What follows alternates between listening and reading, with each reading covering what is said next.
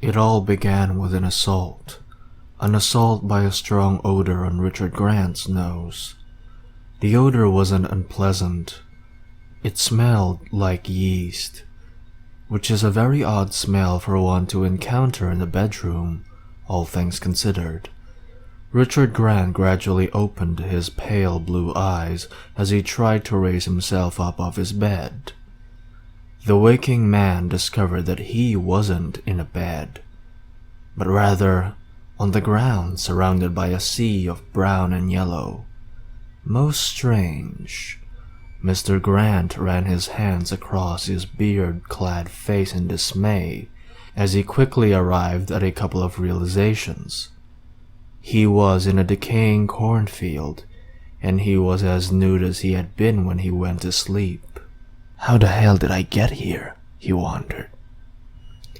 He had no history of sleepwalking, and despite being a firm believer in there being a first time for everything, Richard Grant viewed this as too extreme to have been a case of having sleepwalked.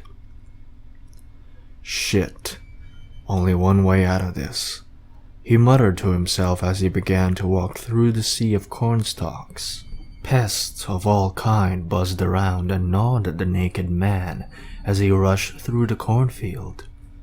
The once fairly blemish-free body now began to take on red bumps, bug bites. Relief hit Richard as the pest bugged off, and a clearing with an orange tree stump in the center came into view. Richard slowed his pace to a walk as he approached and proceeded to sit on the odd tree stump. Although the coloring of the stump bewildered poor Richard, more important thoughts pressed their way into his mind as he stared at the red sky. How did he end up here? What time was it? Was he late for work? All of those questions, the last in particular, ate away at him, for life as he knew it fully depended on him keeping his job. Richard Grant was a man with a crushed spirit. He etched out a living as a trash man. He simply rode on the back of a garbage truck and collected trash. He could barely afford rent if he skipped a couple of meals a week and was forced to live paycheck to paycheck. This was the last thing he needed. What have I done to deserve this? Haven't I suffered enough? Richard howled up at the sky in a combination of frustration and despair. Richard let out a sigh that was drowned out by an overhead sound that could be best described as a jet engine. The cornstalks that surrounded the clearing shook with intensity, and a few could be heard snapping off in the distance. The spiritless man reluctantly stood and walked back into the cornstalks in the hopes of making his way out. A lone, high-pitched cry came from within the cornfield. It was a cry of terror, and it was abruptly silenced.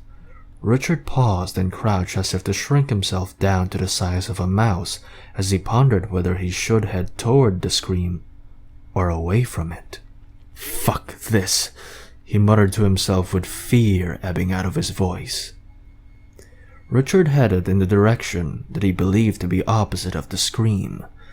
Richard Grant had never seen cornfields as creepy or even given much thought to them in the past, but now that he was in the midst of one and couldn't see his way out, was dealing with something that had frightened another man and had potentially silenced a man's scream. Now he was afraid of cornfields in general. If Richard had his way, he'd never go near another cornfield for as long as he lived, assuming that he got out. He wandered desperately and aimlessly, constantly turning and shifting direction in an effort to avoid the area in which the scream had originated, and to hopefully find an exit. Due to either bad luck or the predatory skill of the beast, perhaps both, Richard Grant came face to face with a bear. No, it wasn't a bear. His mind had attempted to categorize something in which it had no way of categorizing. and had simply assumed it was a bear at first glance. A very large, rough-skinned creature with various black spikes jutting from its back, and a fist-shaped face with large, ragged teeth poking forth stood before Richard Grant. True terror stood before the hapless garbage collector, and terrified he was. Had Richard been wearing pants, he would have pissed himself. Instead, his urine dribbled onto the ground. Although he could not control his bladder, he could control his legs, and ran in the opposite direction he did. Richard didn't care about the cornstalks anymore, nor the bugs, or the human remnants and bloody cornstalks that he stumbled across as he ran. No, all he cared about was escaping from that thing, despite what one might think about a creature of such stature. Slow and clumsy it was not. For every step that Richard took, the beast took two. Richard's lead diminished, and soon the beast splayed its arms, and they sat crowded around a large screen in an area that could be best described as a stadium. Their black cloaks embraced their blue-skinned bodies and shielded their deep crimson eyes as they hissed at the screen. The hissing of the extraterrestrials should not be confused for displeasure, as it is in fact a sign of the opposite in their culture. They hissed repeatedly as the naked man on the screen unknowingly neared the eventual that they had dropped in by ship. As the beast came into Richard Grant's sight, a few of the aliens turned to each other and clacked their fingers, their primary way of communicating. Eventually, the inevitable had happened. The naked man had failed to find the exit, as had thousands before him, which led to the eventual sweeping him up in its arms and eating his skin and muscles. The hisses grew louder as the beast moved on to carefully scooping out the eyes and licking the jelly off before eating them. A most peculiar habit for such a beast. The event was done, and their daily entertainment had been had. The box-shaped ship was dispatched, and the creature was recaged with care, for they could not let it roam free as their future abductees slept, as it would have been unsporting and against the spirit of their daily event. The alien craft shot out a bright purple beam composed of a special element into the corn, causing symbols to form, which in turn caused the ship to disappear in a blue flash of light. The ship reappeared over a cornfield on Earth.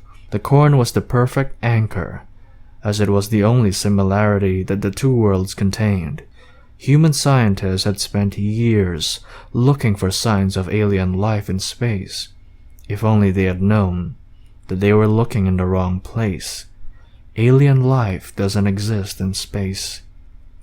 It exists in another dimension.